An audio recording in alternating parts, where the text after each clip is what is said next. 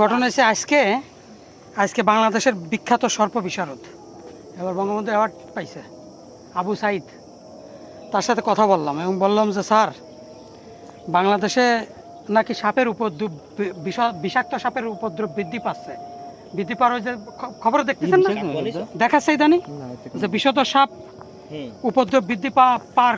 আমি বললাম যে এটার কারণটাকে, বিষাক্ত সাপ বাড়বে কেন? জনসংখ্যা বাড়তেছে, এগুলো তো কমে যাওয়ার কথা।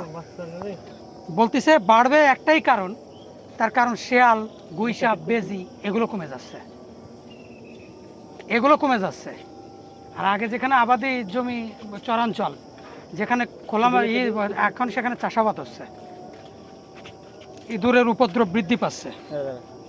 আচ্ছা, এটা মারছে কারা বলতে পারো ভাই? না, তাদের একটু ঠিকানা দরকার, কারা মারছে?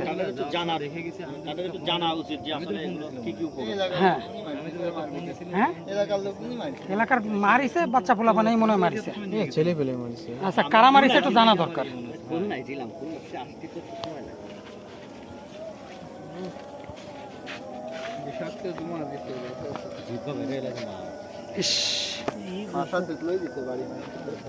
কত সুন্দর বাচ্চা রে, কি সুন্দর।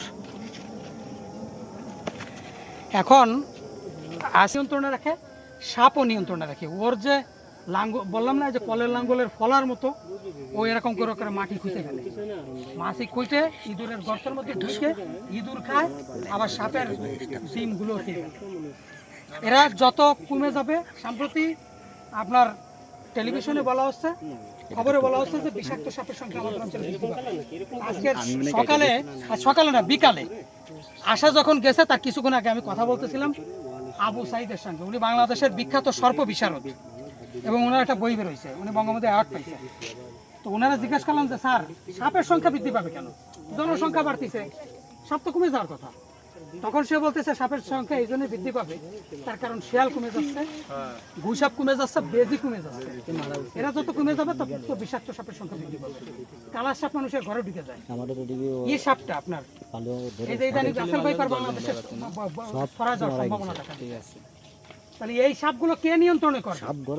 রাসেল ভাইপার আপনি বুঝতে পারবেন না, আপনি ধান খেতে যাবেন না, ধানের কালার কি বলেন তো?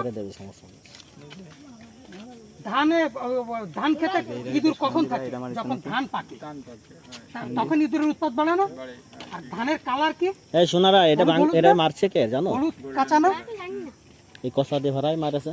আপনার রাসেল ভাইপারের কালারও একই রকম, এমন ভাবে ক্যামোফ্লেজ দিয়ে থাকে, আত্মগোপন করে থাকে, আপনি দেখতেই পারবেন। আপনি যাওয়ার সাথে সাথে আপনার সবল দেবে। সাতক্ষীরা পর্যন্ত চলে আসছে রাসেল ভাইপার। আমাদের এই অঞ্চলে বিষধর সাপ নাই, খুব কম। আমি এই পর্যন্ত এত বছর ধরে আমরা কাজ করতেছি, এই অঞ্চলে বিষধর সাপে কামড়ের রোগী মৃত্যুর সংখ্যা নাই বললেই চলে। তার একমাত্র কারণ হচ্ছে আমাদের এই প্রাণীটা, এই যে এই প্রাণীটা, এই যে এইটা কাজ করিস কেন? একমাত্র এই প্রাণীটার কারণে আমাদের এই অঞ্চলে বিষধর সাপ নাই। বিষধর সাপে কাটা রোগীর পরিমাণ নাই বললেই চলে, খুব কম। আমরা শুনি না। আমাদের এই সংগঠনের একজন সদস্য আছে, এই আমাদের উপজেলা হাসপাতালে অ্যাম্বুলেন্স ড্রাইভার। এই পর্যন্ত ও আজকে এত বছরে ও কোনোদিন একটা সাপে কাটা রোগী টানিনি, খবর পাইনি। মফিজ বলতে পারবে না। আমাদের হাসপাতালে আমরা যাই, সাপে কাটা রোগীর সংখ্যা আমাদের অঞ্চলে নাই। তার একটা কারণ হচ্ছে গুইসাপ, বেজি আর শেয়াল। এদের কারণে শেয়ালও কিন্তু সাপের ডিম খেয়ে ফেলে, জানেন? গত কিছু সাপের ডিম খেয়ে ফেলে। এরাই নিয়ন্ত্রণে রাখে। এই প্রাণীগুলো যখন থাকবে না, আপনার ঘরে কালার সাপ ঢুকে যাবে। কালাচ মানুষের বিছানা ঢুকে যায়। আমাদের এই অঞ্চলে রাসেল ভাইপার ঢুকে যাবে। রাসেল ভাইপার যখন মারাত্মক আকারে ছড়া যাবে, সাতক্ষীরা চলে আসছে রাসেল ভাইপার। রাসেল ভাইপার এত মারাত্মক, ওই রাসেল ভাইপার যদি আপনার কামড় দেয়, আপনি হাসপাতালে যাওয়ার আগে মারা যেতে পারেন, এত মারাত্মক। আর রাসেল ভাইপারের বাচ্চা এত উৎপাদন হয় কেন জানেন? এত বেশি উৎপাদন কেন হয় জানেন? অন্যান্য সাপেরা ডিম পারে, রাসেল ভাইপার ডাইরেক্ট বাচ্চা দেয়। অন্যান্য সাপের যদি ডিম দেয়, মনে করেন যে 25টা ডিম দেয়, তার মধ্যে 5টা ফোটে, অধিকাংশ ডিম নষ্ট হয়ে যায়। কিন্তু রাসেল ভাইপার সরাসরি বাচ্চা দেয়, এই বাচ্চাগুলো ছড়া যায়, ওদের বাচ্চা উৎপাদনের সংখ্যা অনেক বেশি। এখন রাসেল ভাইপার মনে করেন আমাদের সাতক্ষীরা চলে আইছে। এই রাসেল ভাইপার যখন ছড়া যাবে, তখন এদেরকে কে নিয়ন্ত্রণ করবে? মানুষ পারবে না, আমরা পক্ষে সম্ভব না। এরা লুকায় থাকে, একমাত্র এরা নিয়ন্ত্রণে রাখে এইসব। এরা আর বেজি, রাইট। এখন এরা যদি না থাকে তাহলে বিজ্ঞানীরা বলতেছে কি বাংলাদেশে এরা যত কমে যাবে তত বিষধর সাপ ছড়া যাবে, কারণ বিষধর সাপটা আপনি খুঁজে পাবেন না। আপনার ওরা রাতের বেলা বেরোয় শিকারে, আপনি সারা দেশের গানা খুঁজে খুঁজে ওদের দমন করতে পারবেন? সম্ভব না। এইটা এদের পক্ষে সম্ভব।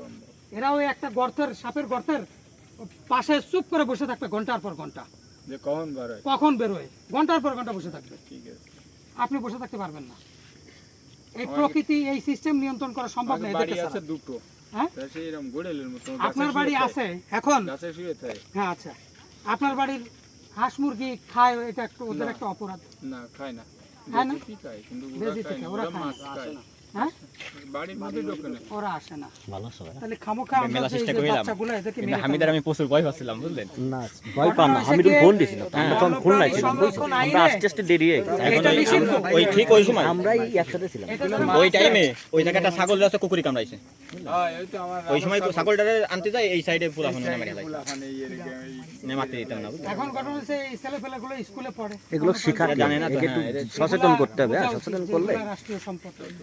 তার মানে এই শিক্ষাটা ওদের ভিতরে নাই।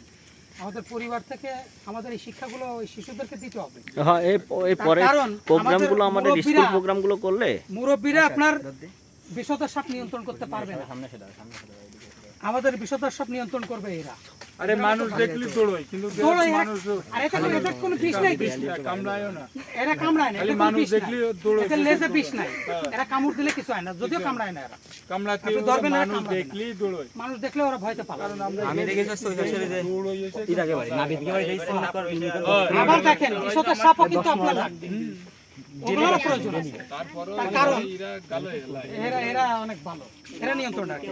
আবার দেখেন বিষধর সাপের ব্যাপারটা দেখেন, এরা অনেক সময় এই যে আঙ্গুলের যে ফলা আছে না নখ, এই যে ওরা মাটি এরকম সেলায় সেলায় বিষধর সাপের ডিম আর বাচ্চা খেয়ে ফেলে। আবার বিষধর সাপ কি করে, ইঁদুরের গর্তের ডিজাইন এরকম না, বিষধর সাপ ঠিক এরকম স্মুথ ডিজাইন ওই ইঁদুর দমন করতে পারে। কিন্তু যেখানে কংক্রিটের ফাটল রয়েছে, সম্প্রতি দিগলিয়া ইউনিয়ন পরিষদের নিচে কংক্রিট, ওর ফাটলের মধ্যে ঢুকছে, সাপ ঢুকছে, ওইখানের মধ্যে তো ও ঢুকতে পারবে না, ওর মধ্যে ও ঢুকতে পারবে না, না ওর মধ্যে বিষধর সাপ ঢুকতে পারবে ওরকম করে, কিন্তু ও মোটা ঢুকতে পারবে না, বিষধর সাপের মধ্যে ঢুকতে পারবে। এই জন্য ওদেরও প্রয়োজন আছে, শৃঙ্খলার মধ্যে ওদেরও প্রয়োজন আছে। প্রত্যেকটা জিনিস নিয়ে যদি গভীরভাবে যে বিষধর সাপের নখ নাই, ওদের কেন নখ আছে, এইসব বন্যপ্রাণীর যে একটা সাইন্টিফিক বিজ্ঞান আছে, এই বিজ্ঞানটা আমাদের বুঝতে হবে। আমরা দুই পায়ে হাঁটতে পারি, পৃথিবীর অন্য কোনো প্রাণী আছে আমাদের মতো সাবলীল দুই পায়ে দিয়ে হাঁটতে পারবে, ব্যালেন্স রাখতে পারবে, এক পাতে দাঁড়াইতে পারবে? চতুষ্পদ জন্তুর কথা বলতেছি, পাখিরা না, পাখিরা দুই পা দিয়ে হাঁটতে পারে, আমরা চতুষ্পদ জন্তু না, আমরাও, আমাদের এই যে চার হাত পা আছে, অন্যান্য প্রাণীদেরও একই অবস্থা আছে। কিন্তু প্রত্যেকটা প্রাণীর মধ্যে আলাদা আলাদা একটা বিজ্ঞান আছে, প্রত্যেকটা প্রাণীর আলাদা আলাদা কাজ আছে। এটা হচ্ছে ইকো ব্যালেন্স সিস্টেম।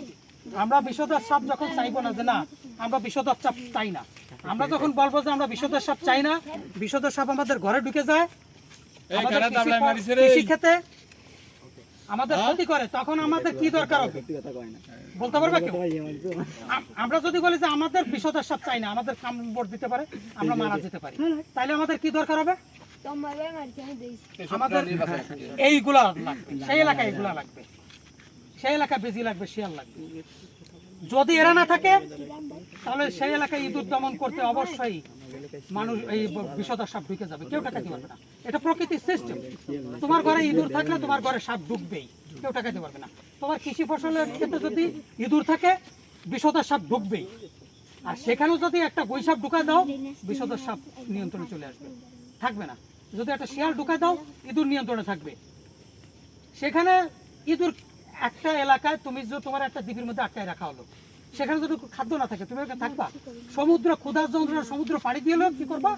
সে এলাকা ত্যাগ করে চলে যাবা। এখন একটা সাপরে তুমি এই এলাকায় ছাড়িয়ে দিয়ে দাও, কোনো খাবার নেই, কোথাও যে খাবার পাচ্ছে না, ওরা জীবনে রাখতে পারবে না এলাকায়, ও পালাবে এলাকা ছেড়ে, না এইখানে কোনো আমার কোনো খাবার নেই, ওই সাপ ওই এলাকা থেকে ছেড়ে চলে যাবে।